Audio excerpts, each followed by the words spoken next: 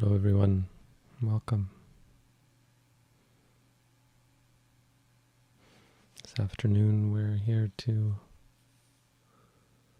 once again practice together and learn together about the Dhamma, the Buddha's teaching. And take this as a meditation session. So everyone, if you're new here, close your eyes.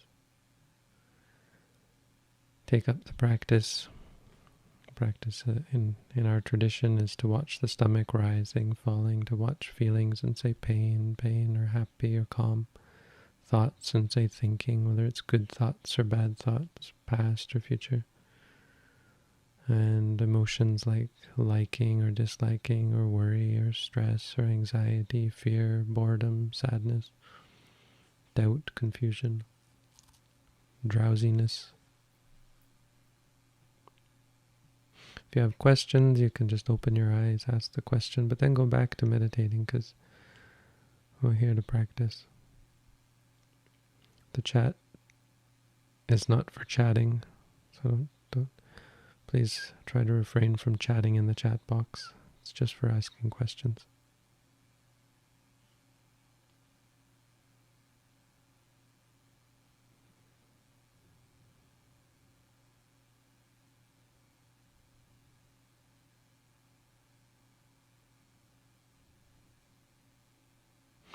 One thing about asking questions, answering questions, especially over the internet, one concern is we're making it too easy for people.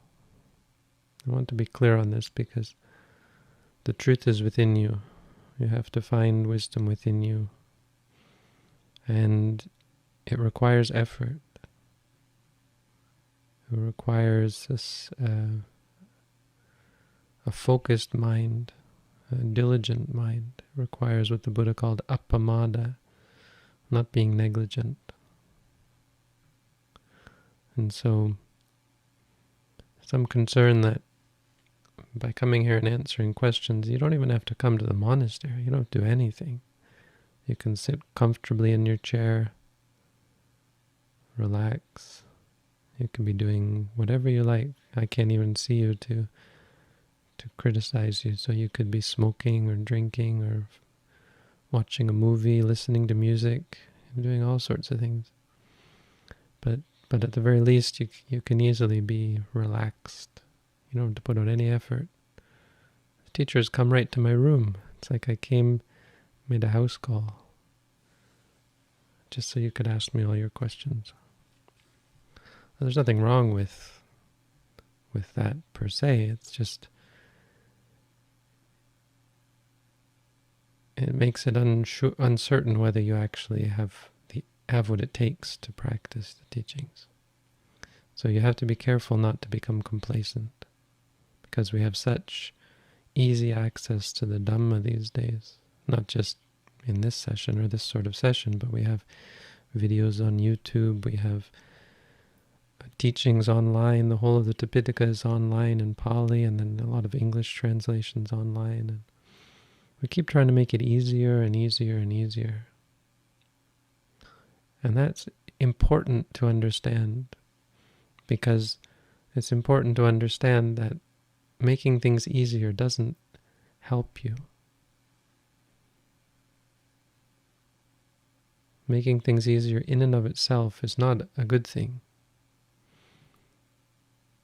A big part of the practice is being challenged, taking yourself out of your comfort zone, facing the things you don't want to face, changing.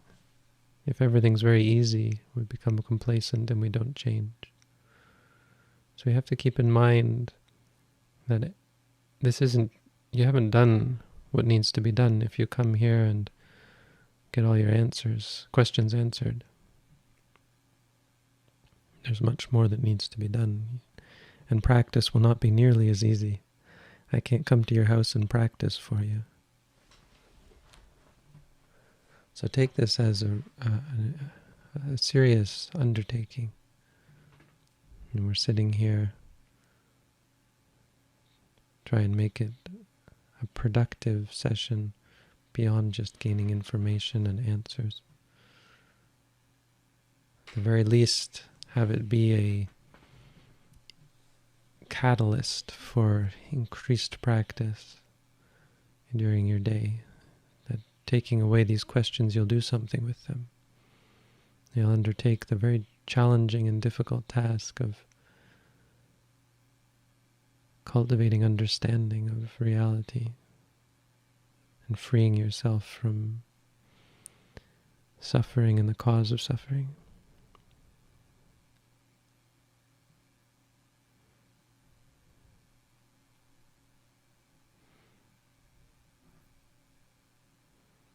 Answering questions is very good. Asking questions is very good. But don't become complacent.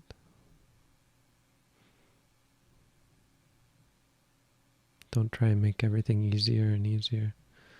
Be clear that we've made things pretty easy, and it's a big concern that we don't become complacent.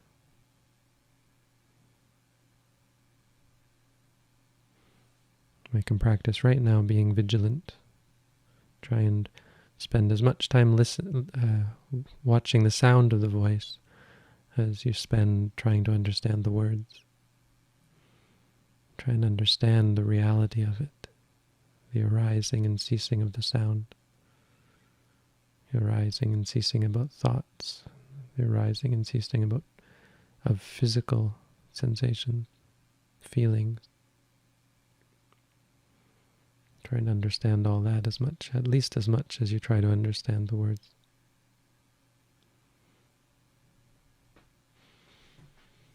So, with me today is Shraddha, and she will be asking the questions. I'm ready when you are, if we have any questions worth. The other thing is questions should be worth answering, which means, maybe that's not a fair characterization. They should be important questions. And by important, we mean important for your spiritual development. Mostly questions that have to do with meditation, but not all. The real criteria is, will an answer to this question help this person? Is it important that they get an answer in relation to, important in relation to their spiritual development? Not important to their curiosity or satisfying their curiosity or making them intelligent, making them more knowledgeable about Buddhism. That's not so important. Important is wisdom, understanding, clarity. Answers to questions should clarify things that are obstacles to the practice. The lack of clarity is an obstacle to the practice, an obstacle to spiritual development.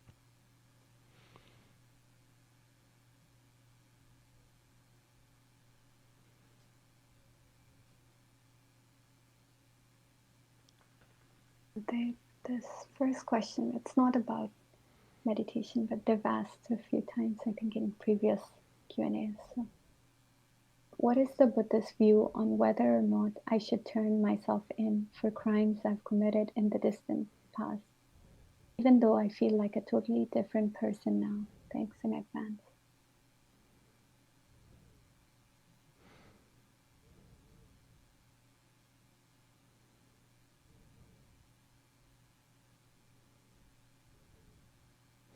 Well, I think that the answer is the same as last time.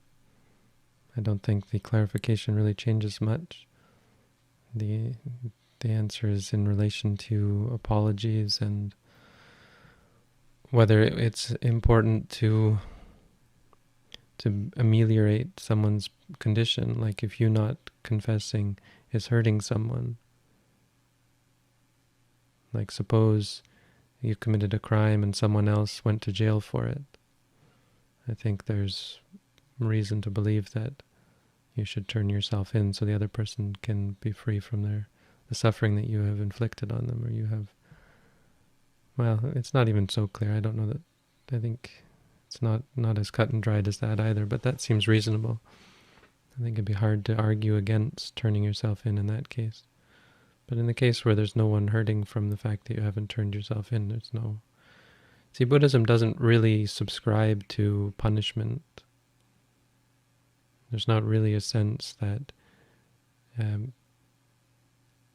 you need retribution and you need to be punished for your crimes. So if you're not the sort of person who would do those things again, well, that's the goal. That's you've accomplished what needs to be done. What's in the past is in the past. Don't bring up the past. It's only if it's carrying into the present, like there are effects in the present that need to be fixed. And you have to do the right thing.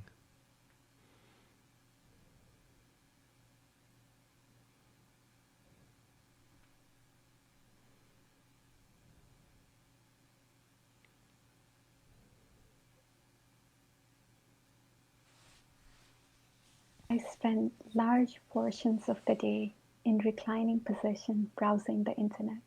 I'm addicted. What are some things I can note about this experience that can help me break the pattern?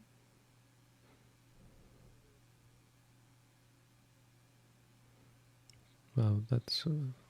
I don't know if you've read the booklet, but we were talking about this question, and it's a bit of it's kind of an example of what I was talking about. It's easy to become complacent, and asking this question is a fairly complacent thing to do. So you're talking about an activity that's largely related to laziness and complacency. But then your question is also fairly complacent. Like, rather than figure it out for yourself, you're asking for someone to tell you what to do. So I think part of what you need is to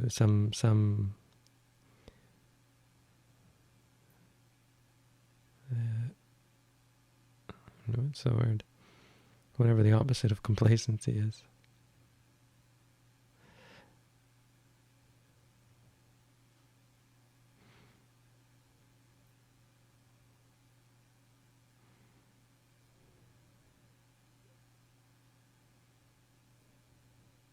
Some conviction, maybe. Some almost ambition, well, not quite ambition. You need some get up and go.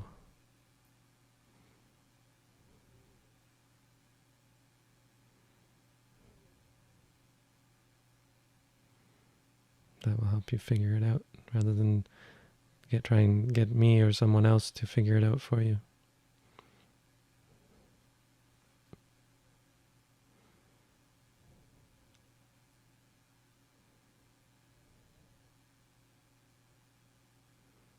Breaking the pattern will be about changing your attitude. You got to figure out the reasons why you would want to not do what you do. You have to have some interest in bettering yourself.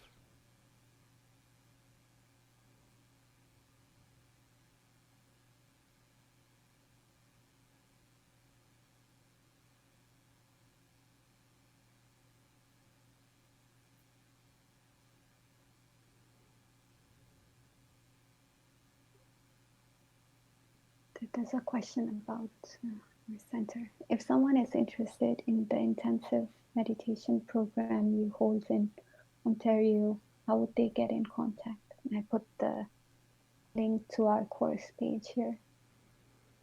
Yeah, that's not the contact page, but I assume they're all linked together. On the courses page, you could then apply now, and it takes... Oh, is that? Yeah, for each of the courses, there's apply now. And that takes them to the form.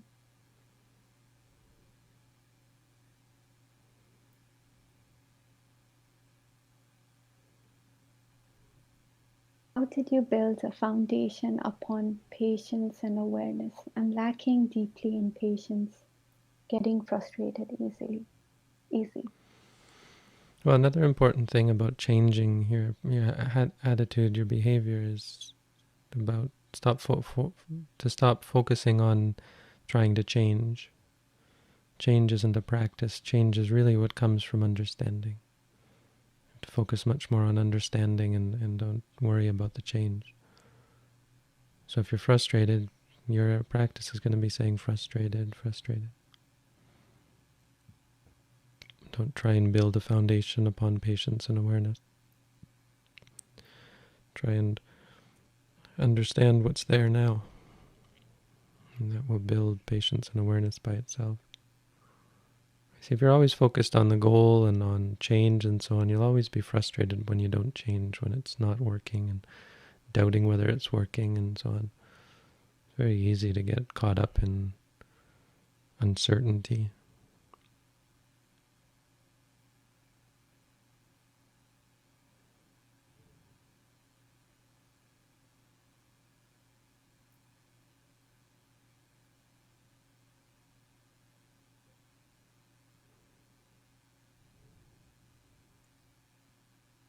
What is a good greeting to start for the meditation? I know we say sadhu afterwards. I'm learning.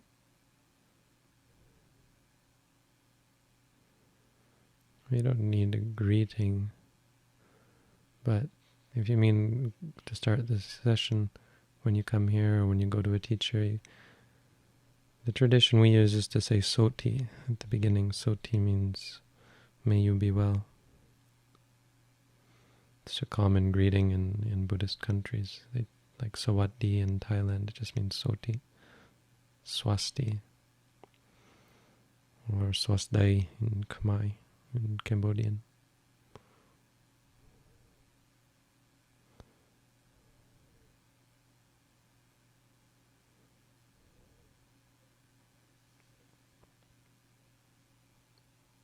Is there a priority order to find a clear name for what you feel?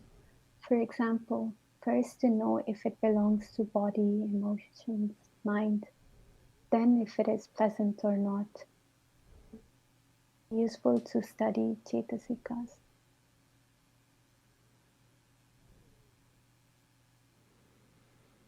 I think you're greatly overcomplicating it.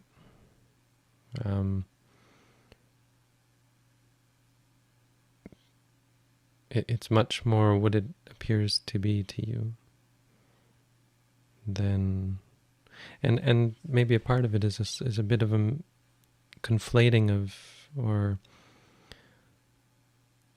oversimplifying on the other hand, because if you think something is pleasant or not pleasant, you have to understand that there's a distinction between liking something and, say, feeling pleasure and feeling a physical sensation.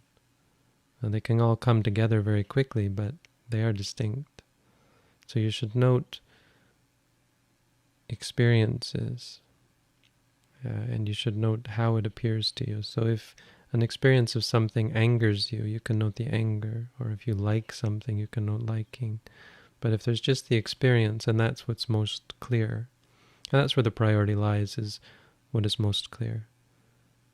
Whatever's clearest, you just note that. So if the clearest is the feeling, like when you watch the stomach rising, the clearest is the expansion. In English we say rising. In some languages they say expanding.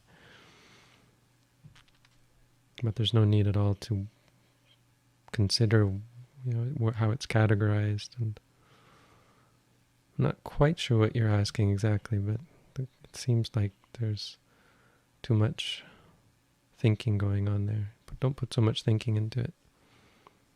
Try and see what it is. What is the experience? And note that. The booklet is meant to help give you some ideas of how to note things.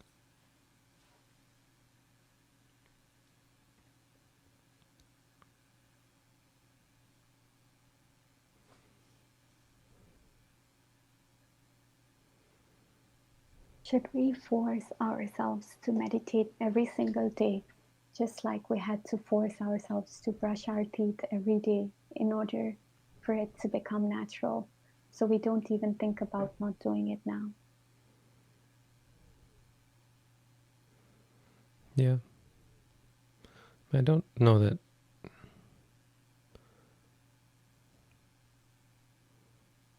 I don't know that you ever have to force yourself to meditate. See, the difference between brushing your teeth and meditating. Meditating is hard and complicated. In theory, it's very simple, but there's a lot going on when you meditate. It's also for a lot longer time than brushing your teeth. So if you spend too much energy on forcing yourself, you can develop quite an aversion to it that you wouldn't ever develop through brushing your teeth, I don't think. Not many people would anyway. Now, if you had to brush your teeth for, say, a half an hour, then yes, you might. But for meditating, you have to be a lot more careful with that. If you force too hard, it just makes it worse. So rather than forcing, you have to spend some time noting the disliking and the aversion, and you have to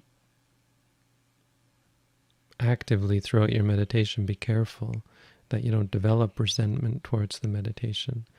You'll develop resentment based on wanting things and and forcing yourself to not go after them, without noting, but instead just trying to repress the desire or ignore the desire, ignoring anger, ignoring any of the hindrances, basically. To be careful not to ignore the hindrances, because when they build up, they'll create resentment towards the meditation.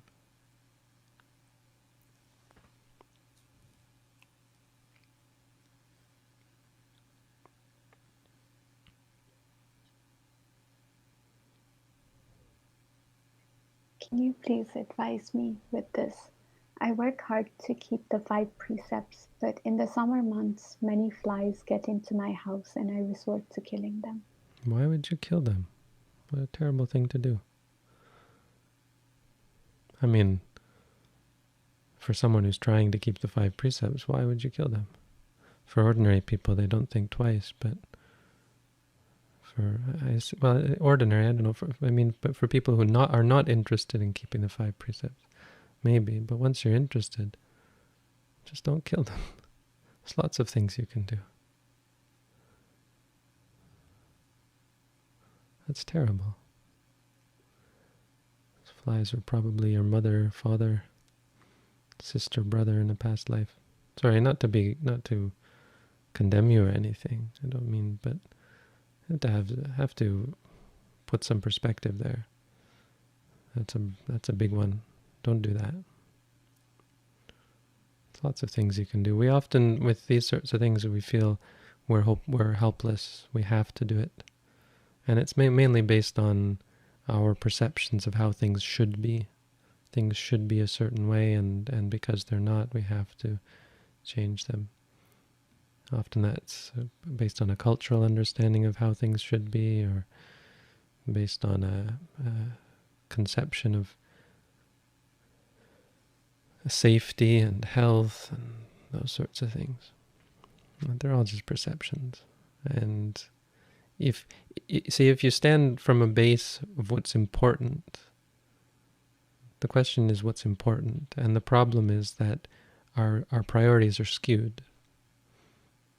Our priorities are not to keep the precepts. We have other priorities that supersede keeping the precepts, and that's the problem. Nothing should supersede keeping the precepts ever, even your own life, if you want to get right down to it. And if you start from that perspective, then you get creative pretty quickly. I mean, we don't get creative because it's not important to us. If you're breaking the precepts, they're clearly not that important, and so your priorities are skewed. And if your priorities are skewed, you don't put out the effort to try and find creative ways to deal with the situation.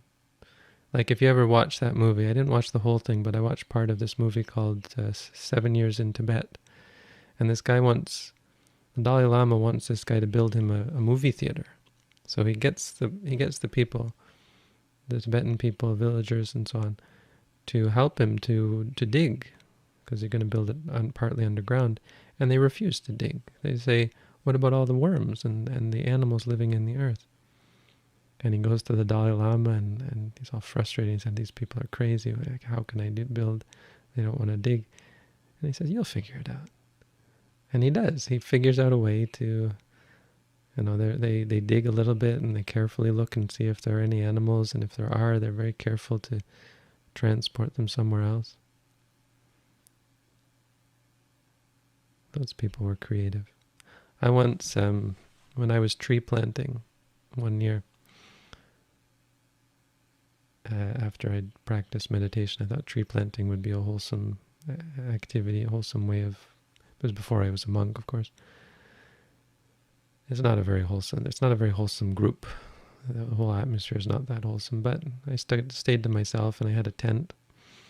And one night I got up to go to go to a tree to relieve myself. And when I got back, I realized I'd left the door of the tent open.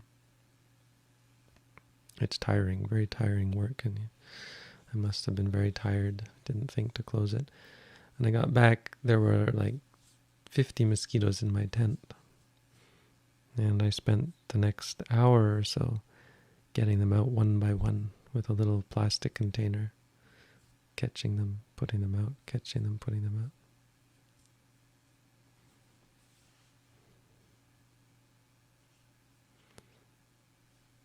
I bet there's a way to catch flies, a clever way to trap them without killing them and then putting them outside, like something that they like, that attracts them, and then they get stuck in a jar or something. I bet you could build a fly trap. In fact, I know there are, because when Barack Obama killed a fly on camera, PETA, People for Ethical Treatment of Animals, sent him a humane fly trap, apparently.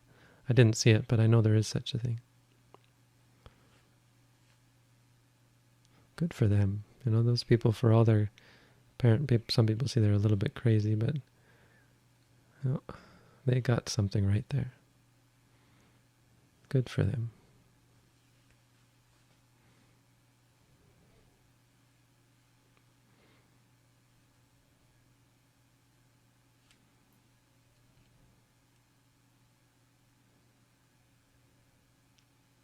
And just to add to that, I think one thing that I've noticed that works very well is like a transparent plastic bag, not the shopping bags that you get at grocery stores, but like the ones where the top is just flat. That seems to work very well for flies versus like a low cup it's very hard to catch them in a.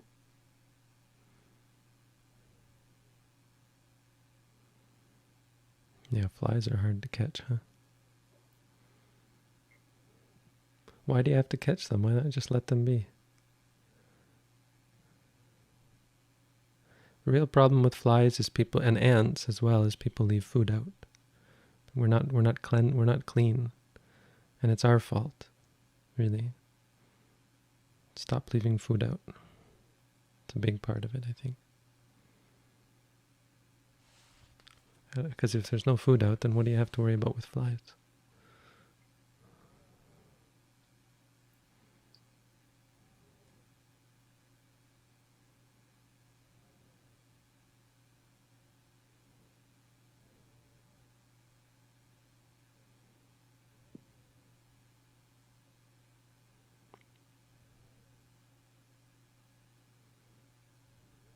Is it all right to do rising, falling, sitting, rising, falling, touching, etc.? I find that the space between falling and rising to not be big enough to do sitting, touching, rising, falling.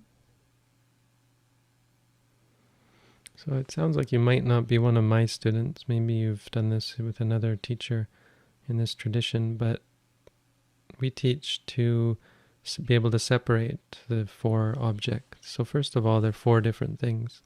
Rising is one thing, falling is one thing, sitting is one thing, and touching is one thing. So they have no relationship with each other, which means you don't have to fit one in between two others. Nothing has to fit in between anything else.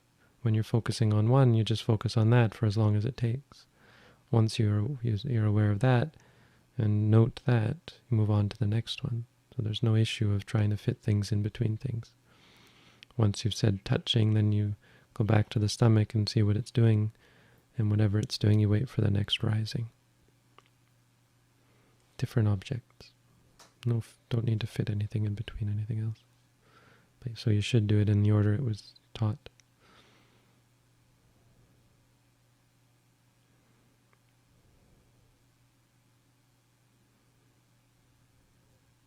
What did this question? I didn't understand, but maybe I would.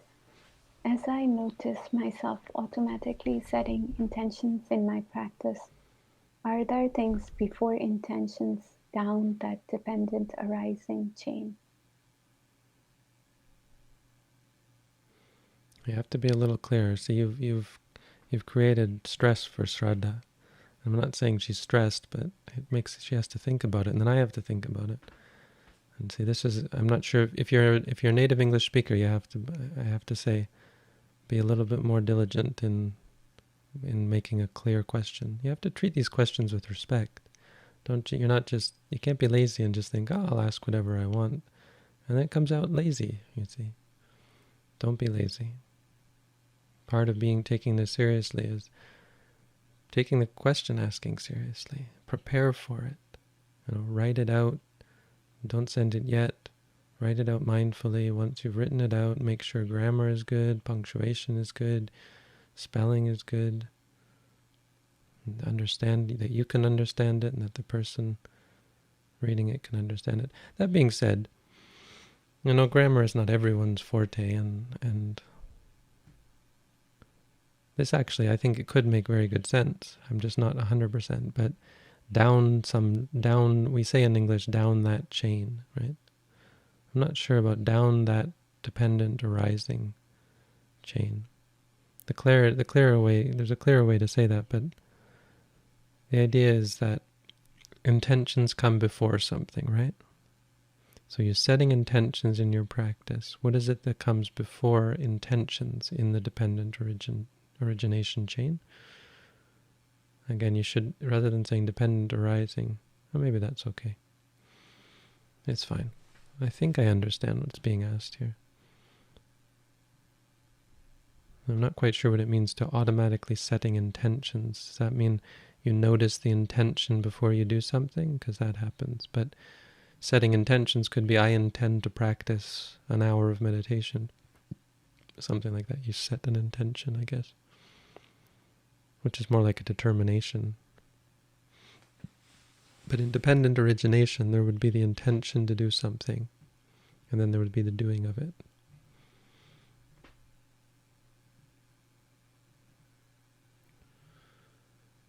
So that's not really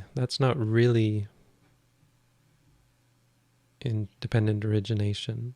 That's just a part of the experience of how Vijnana Paccaya Nama Rupa, sort of. I mean, it's really how Nama Rupa Paccaya Vijnana. It's how the experience works. Intentions lead to actions, actions lead to reactions and more intentions, and so on. It's a cycle.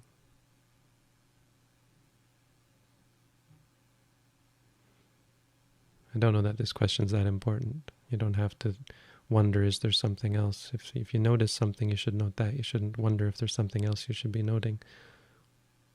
It sounds fairly philosophical or theoretical. You don't have to note things you don't notice.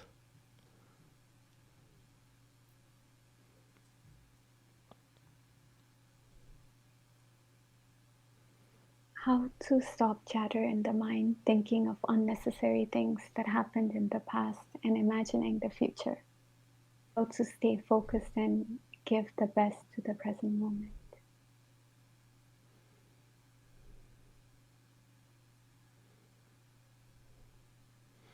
I'd recommend reading our booklet. I think I can confidently answer this with that by saying, read the booklet. It should give you some idea. But to be clear, we're not trying to stop the chatter of the mind. We're not trying to stop anything. We're trying to understand. We're not trying to stay focused. We're trying to understand even when we're not focused. I suppose you could say we're trying to give the best to the present moment, but those things are incompatible. Trying to stay focused, trying to stop chatter is incompatible with giving the best to the present moment. Giving the best to the present moment is to not try to change anything, but to try to understand what's present. And that's it. Anything else is just desire or aversion. It's going to cause you stress and suffering if you follow it. It gets in the way of understanding, in fact.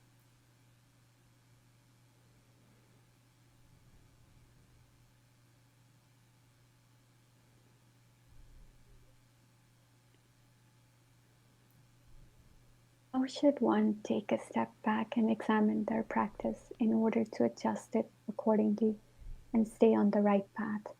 Are there any specific steps I can take?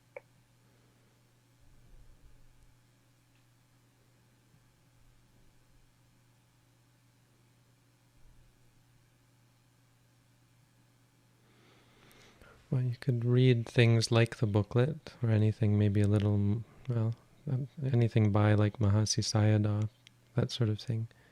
And then you can go back to those teachings and compare them with your practice. It's not something I recommend spending too much time on. But you also could meet with a teacher and tell them about your practice, and they can ask you questions and they can point things out to you. But that's where study is useful, because it helps you know what your practice should be. And you compare that to how your practice is, and you can see what you're lacking.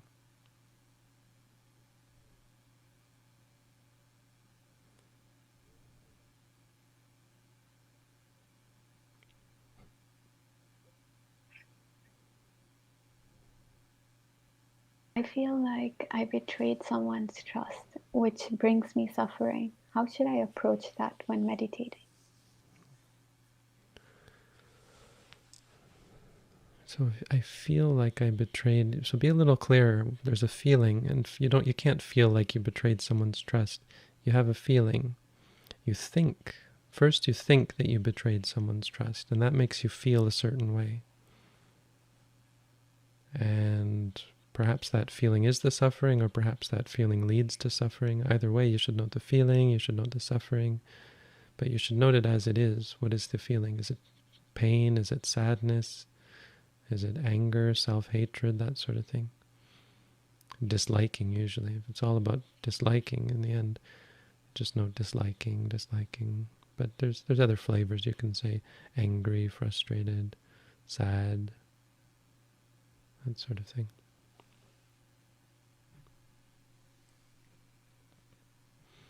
You have to be careful when we use ordinary ways of speaking, because as in this case, it often covers over what's actually happening.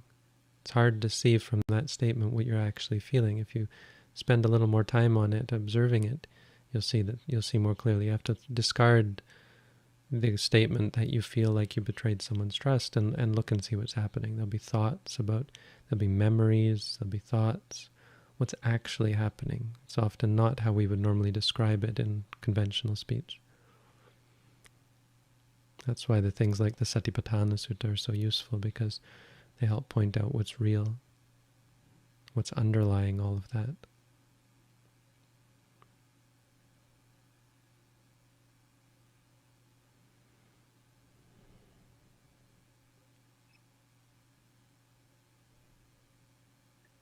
Another question I didn't understand, but I work as a computer programmer, so I tend to reason as such. I wonder which word list can be sufficiently complete for most of the practice, and then use wandering or noticing by default. So I kind of think that asking for a word list is a bit lazy. Like, why are you asking for that? Because you can't dynamically figure out what the experience is, perhaps. And that's up to you. That's a part of the practice. See, a part of saying the word is being able to understand what you're experiencing, to get it, to get what's happening, to know what's happening. If you can't do that, you can't find a word. You won't be able to name it. So a part of the skill is becoming more in touch with your experience, getting closer to it, so close that you know what's happening. And you have to do the work. So giving you a list is just cheating. I mean, it's not going to really help you in the end. You'll just end up using words just because they were given to you. The words should come from the experience. Now you have to be clear what sorts of words you can use. Like you couldn't say cat, cat if you hear a cat. You should say hearing. And if you have to, that's an important distinction you have to understand, but it doesn't mean that all the words should be given to you.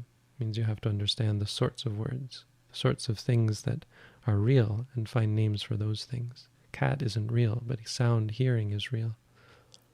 Real in the sense of it's actually experienced. You don't ever experience a cat. You experience the sound of the cat meowing. The hearing.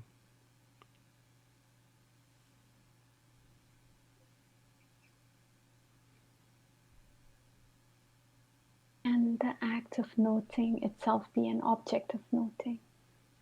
Now this is, I think, not a question that the person needs an answer to. So there are a few other questions. I'm not sure if they're not so meditation related. Celibacy has brought me a deep peace. Is romance inherently a distraction of desire?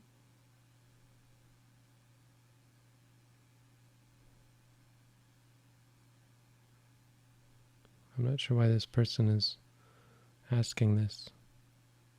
Like, if celibacy has brought you deep peace, why are you worried about, do you want to be romantic? Are you thinking something's wrong? Like, sounds like you're doing okay. Why?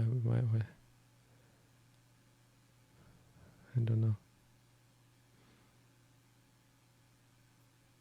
Is meditating in the forest or outside more beneficial, or are they independent of each other? It can be beneficial, yeah, in a practical sense, because of how our body, how we work as beings. Probably we're much more accustomed to nature than we are our ordinary habitat, because of how many lifetimes we've spent in nature, in more natural circumstances.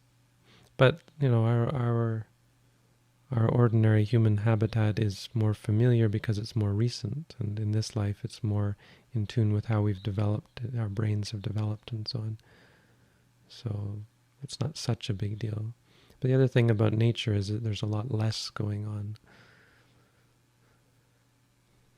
There are big problems of meditating outside as well. There's insects, mosquitoes, flies. I think they're pretty independent. I wouldn't put too much weight on meditating in the forest or outside. Another thing about the forest is it doesn't have all the distractions of, our phone, our internet, our family. So it's not so much the Buddha was much more about solitude than about this place or that place. Find a place where you can be secluded from all those distractions.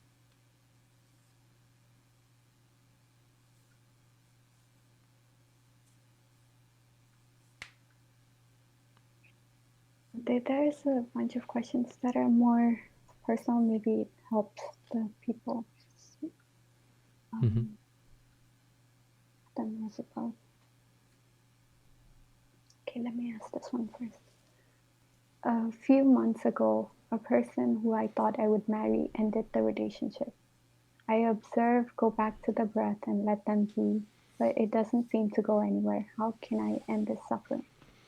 I'm not sure that you're practicing according to our technique, especially because you say go back to the breath, because you say observe. That's not really how we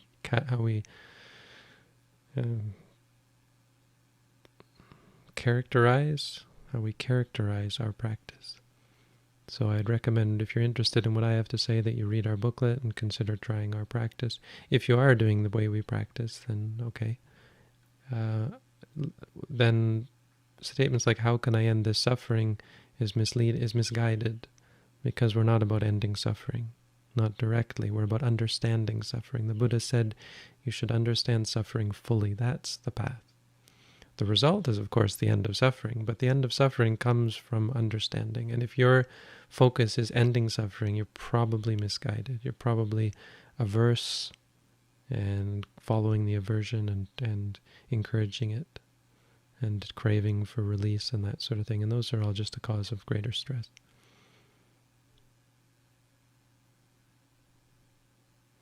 You have to be comfortable with the suffering, or familiar with it anyway.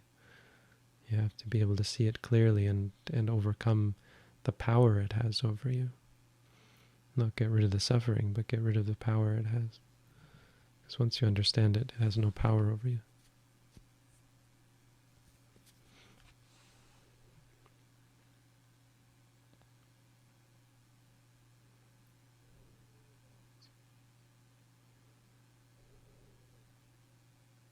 And I'm imagining, I note imagining and understand that.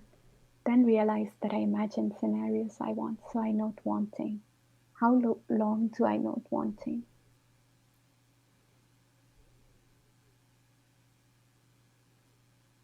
Until it goes away.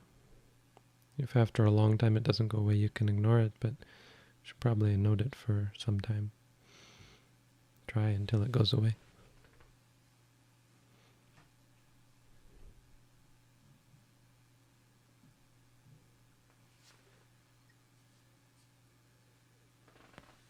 Bhante, are there things taught in the at-home course that are different than what is taught in the booklet?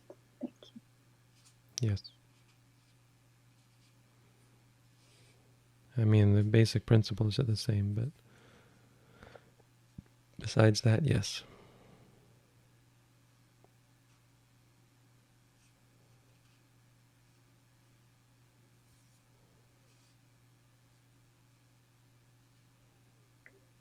Bhante, there was a question I didn't ask earlier, but they put another note. So, which do you think is more skillful to practice in meditation, right concentration?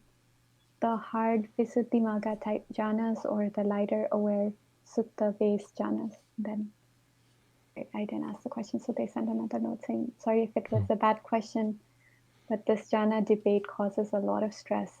I was just wondering what your opinion would be on which type to practice. My opinion is that you're right. The jhana debate does cause a lot of stress, and that's why I don't answer such questions.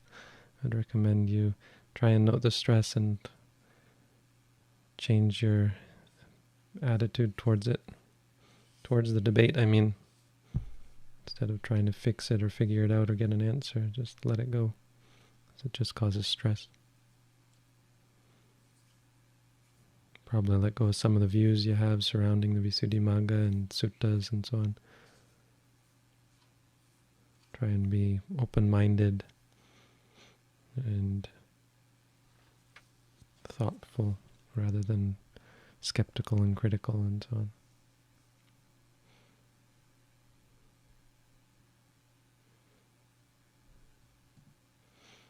It's a strange one, that debate. Everybody's got an opinion and they're all different.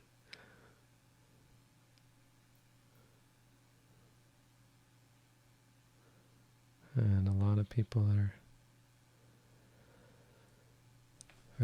feel very strongly that everybody else is wrong. Very strongly. Oh, some of the things, even monks, you hear them acting very unmonkly about it. I suppose I'm probably guilty of that in the past as well.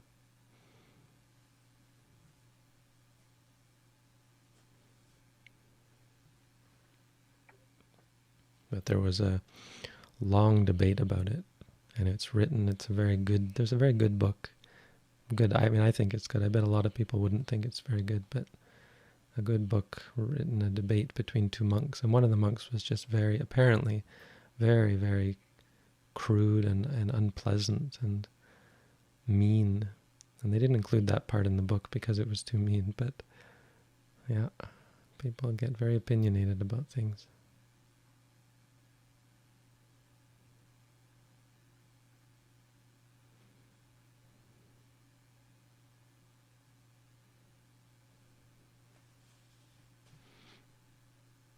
And stop overeating no matter what I do.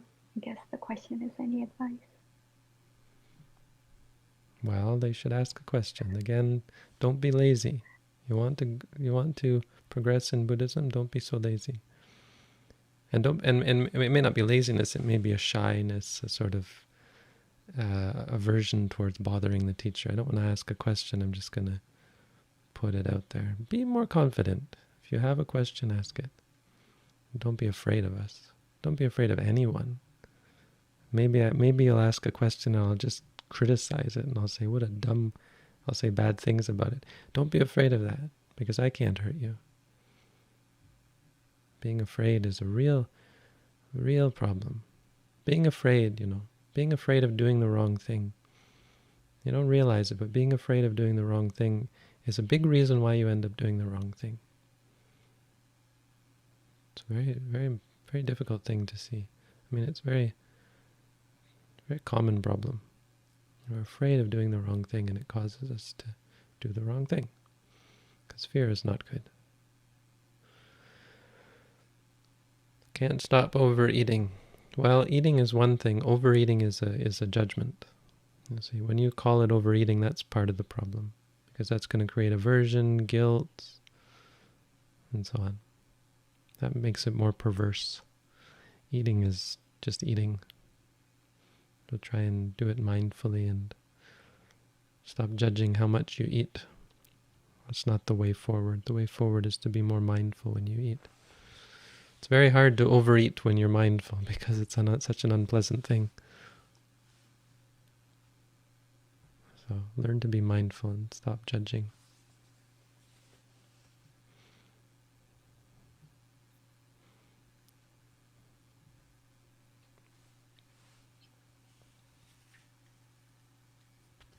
As an effect of meditation, I feel not doing much as before, as if becoming lazy. Like after a meditation session, I just sit. Doing much seems stressful. Would it improve over time?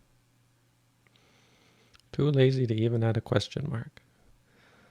I'm being a little bit joking, but let's put something into this. If you're going to ask a question, you need a question mark.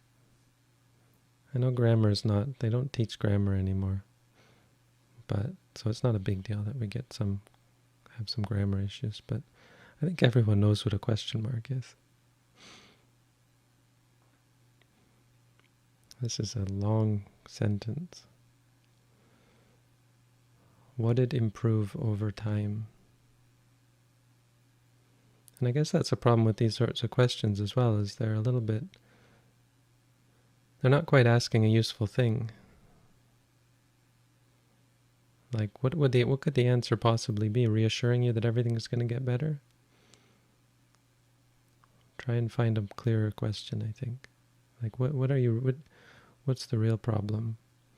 And why can't you solve it? What's getting in the way of approaching it properly? I'd recommend, if you haven't read the booklet, then go ahead if you're practicing according to the booklet. Then you have to be careful that you're not missing something. Like if you feel stressful, doing much seems stressful. Or you don't feel stressful, but you have an aversion to doing things. Right, I think I get a clear sense of what this is. So the meditation is making you less inclined to do things because you see that doing things... I mean, this is not a bad observation. It's actually, I think, a good one. Because as a result of meditating, you realize that a lot of your ambitions and inclinations were pointless, fruitless, and just conducive of greater stress. And so, yeah, you're less inclined to do things.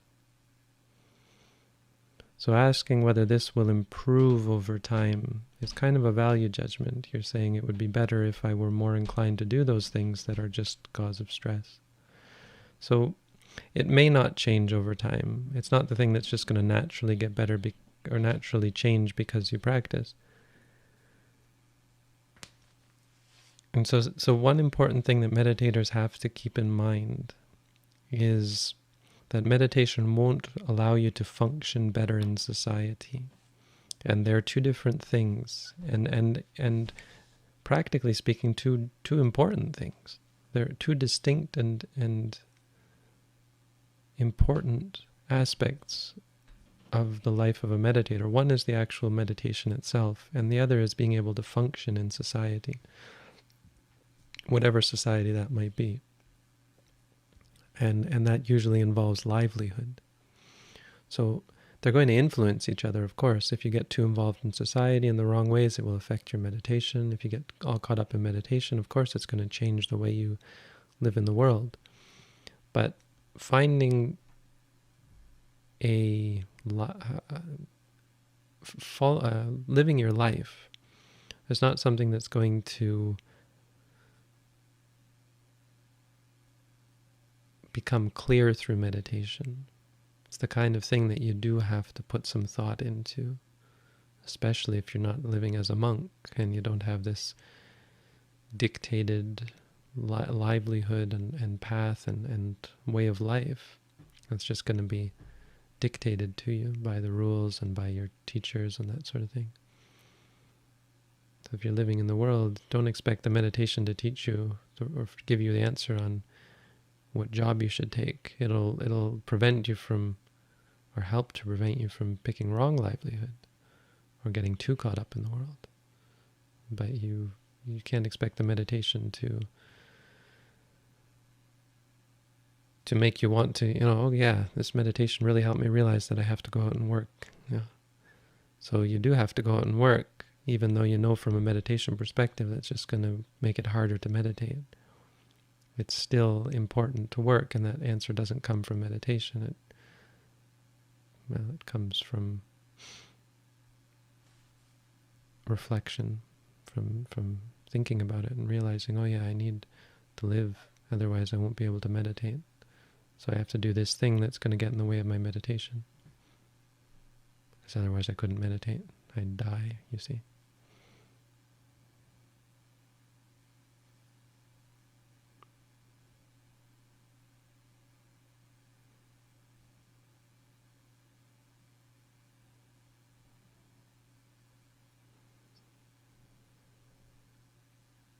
Sometimes when I do sitting or walking meditation, I don't notice thoughts or notice them when they're already over. What should I do? So if you notice them when they're over, you can note them right after they've gone. Once you notice they're gone, just say to yourself, thinking. Because you're always going to be noting after things anyway. Noting can't happen during, because during you're busy experiencing. Noting is just to remind yourself it is what it is, to prevent you or to change from extrapolating on it or judging it, making more of it than it is.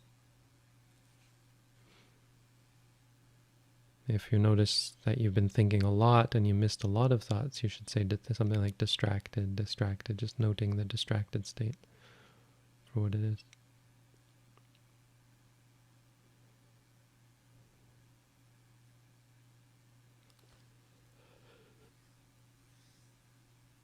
Are notings like driving too conceptual? No, not necessarily. It's not bad. It's a little bit too conceptual, right? I mean, it's just too general, because driving involves lots of things. Yeah, maybe it is a bad one. I would say things like turning when you turn the wheel, pressing when you press the gas or the brakes. You have to be careful when you're driving, because it's easy to get strong concentration and start to fall asleep. You can nod off, because nodding off is a thing. It's not every time, but sometimes. You might find that meditation's not a good idea when you're driving, just because the state of meditation isn't at all concerned with what's going on around you. And you won't be vigilant enough in terms of staying awake. That happened to me when I was driving. I found myself about to nod off, and I had to think quickly, what am I going to do? I can't be mindful during this. It's not going to work. And so I started chanting. Chanting works really well. It's why people sing when they're driving, to keep themselves awake. If you learn to chant and you do chanting while you're driving, really good way of staying awake. The Buddha even recommended it for when you're falling asleep in meditation. Do some chanting. It would be reciting the teachings. It wouldn't have been chanting mantras or something, but recite the teachings.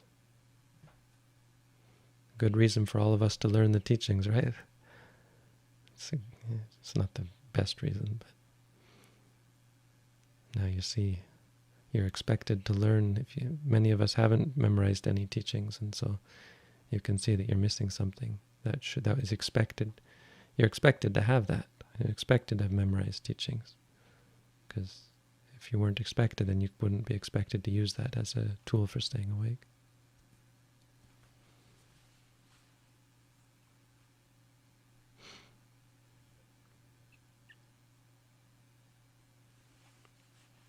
Can we practice your form of noting meditation in conjunction with other forms of meditation taught by the Buddha, such as the cemetery or body awareness meditation? So there are two reasons or ways of practicing meditation. Two reasons for practicing? No, two types of approach. Two types of meditation practice. One is meditation practice for an end goal, let's say, that you take to the end goal. And that's generally referred to as your main meditation practice, because if it wasn't your main meditation practice, it wouldn't lead to that goal.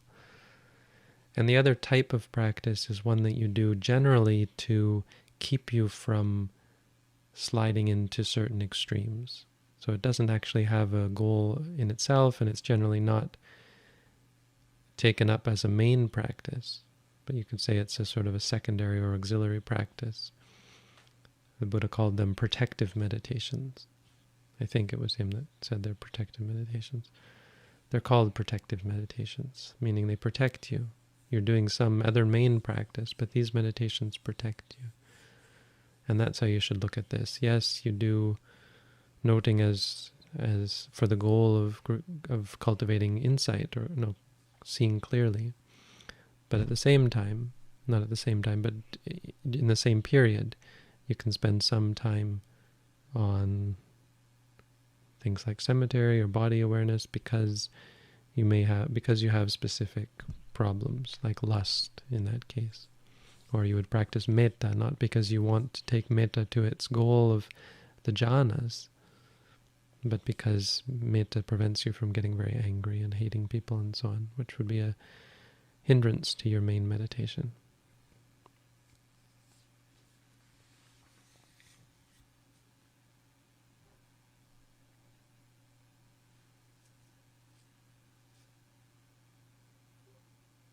Bhante, there are two other questions that are not about meditation, but it's like people's personal.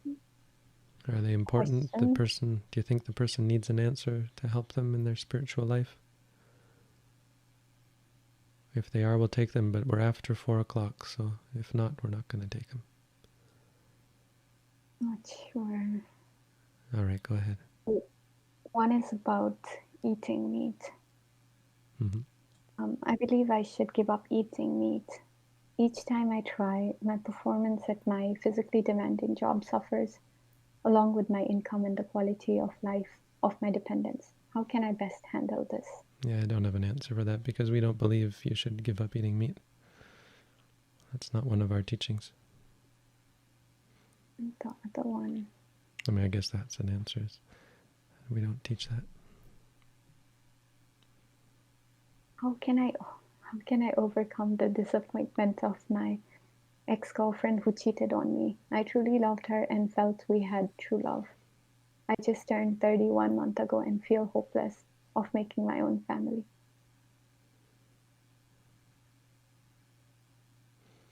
Recommend reading the booklet.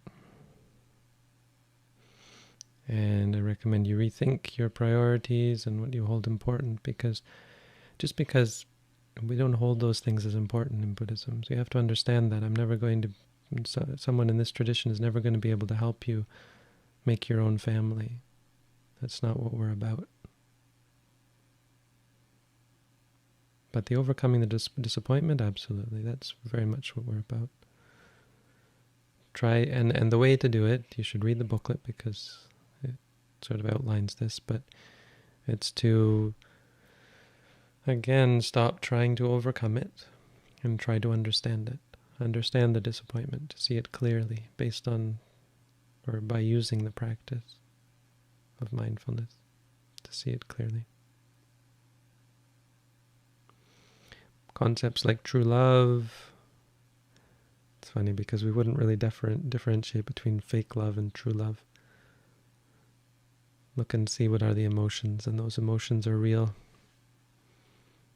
True love is a concept that,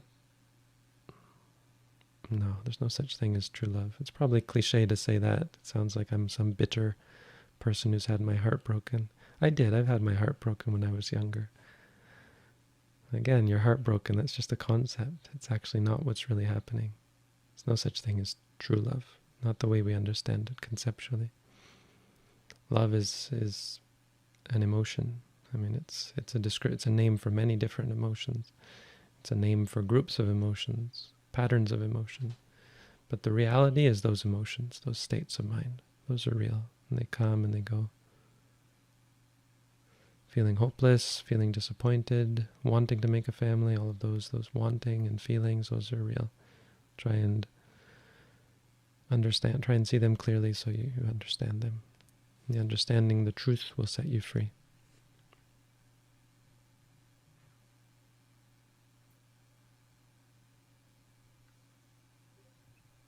There was a comment, I'm just going to put it here, because someone was asking about what to do with flies earlier. And someone said there's a bug vacuum. Oh, that's a good idea. A vacuum. That would be so great. So what a good idea. You see, here's someone. No, sorry, I don't want to pick on that person because they must not feel so good about what they're doing anyway, but this is noble. No, someone this is what we have to emulate. You have to think of this. What can I do to actually take the initiative? Initiative, that's the word I was looking for earlier. You need initiative. Initiative to find creative solutions. So I don't want the person who posted that question to feel bad or guilty or like we're picking on them or anything, judging them or anything. Nothing like that. There's no judgment. I used to kill, I hunted, did a lot of terrible things. I don't want to talk about it. Things that kids do, it's just with no conception of, we didn't even know. We never thought that these things had feelings. It never even occurred to us to be concerned for their welfare. How terrible, huh? I was reading an article recently about fish, because fish are interesting. Interesting to me because my mother fishes, and I wish she wouldn't. Fish, this is a totally tangential, but just to give you some idea, some perspective, to help us more empathize with these things, because we don't empathize with them enough. Fish can pass some fish at least, can pass the mirror test. Some of you probably know what the mirror test is, but I didn't really know clearly until I read this article what the mirror test was. They studied in different steps, but the final step and the most interesting one was that they'd put a dot of color on the fish. They anesthetize it first, and when it's knocked out, they put a dot of dye somewhere on the fish, somewhere that it wouldn't be able to see without the mirror. And when the fish looks in the mirror, and this is after it's gotten used to the mirror and understood what the mirror was, and really seems to understand that the mirror is just a reflection of themselves, which is hard, which is not immediately intuitive. Some animals aren't very capable of doing this. But when it saw the dye, what did it do? It tried to rub it off. It rubbed its body against things, trying to get the dye off, even though it couldn't see it. It knew that that was a reflection of itself. Scientists think that's important, and I think there's something to it. It's not actually that important. What's more important is whether they suffer, not whether they're intelligent enough. But it does point out how sentient these things are, and for anyone who thinks they're just robots or automatons, it's very, very wrong. There's no reason to think that any of these things are different from us categorically. And yet we put sharp hooks in their mouths, Fishing is one of the worst. Even if you don't kill them, catch and release, just the horror. Could you imagine swimming and suddenly there was a hook in your mouth and you were struggling, but you were pulled up to these monsters. And then when you're released, you've got this gash in your cheek, and the other fish smell it, and they start biting you, apparently. Fish who are hooked often don't survive. I'm told. I was told. Anyway, that's all for today. Thank you. I apologize for any impropriety on my part. Sometimes I feel a little too critical, but I'm not trying to be critical. I want to be honest, We're not trying to sugarcoat. That's the whole point. So it's not about judgment or about derision or about, condescension or anything. I've been there. I mean, all these questions are all familiar questions. So just trying to be honest and helpful. And so I hope this has been honest, or I hope this has been helpful. Certainly hope it's been honest. But helpful is most important. Useful. And I thank you all. I appreciate your good intentions, and any scolding that I do is meant well. And I thank you all for taking it as such. It seems like the grammar may have improved a little bit as we went. But it's not about the grammar. It's about whether you're actually, how much mindfulness you have, and not being lazy. Because it's not an affront to us. It's not because it's an affront to us or anything that you're insulting us by not using proper grammar. It's just a sign that you're not taking it seriously, and that's bad for you. That's an oversight that can really get in the way of your practice. And that's what I meant, is in all things, be careful. It's a very important part of Buddhism. So in all things, be careful. Like Lao Tzu said, I always think of Lao Tzu, even though it's not Buddhism, but he said, he described the master. He said, the master is like a person walking over thin ice. How careful are you when you walk over thin ice? He said, the master is like that. Always cautious. And he certainly didn't mean they're afraid or they're worried all the time. They're paranoid all the time. But they're careful. Not like people who are reckless, incautious, or lazy. Alert, constantly alert and vigilant.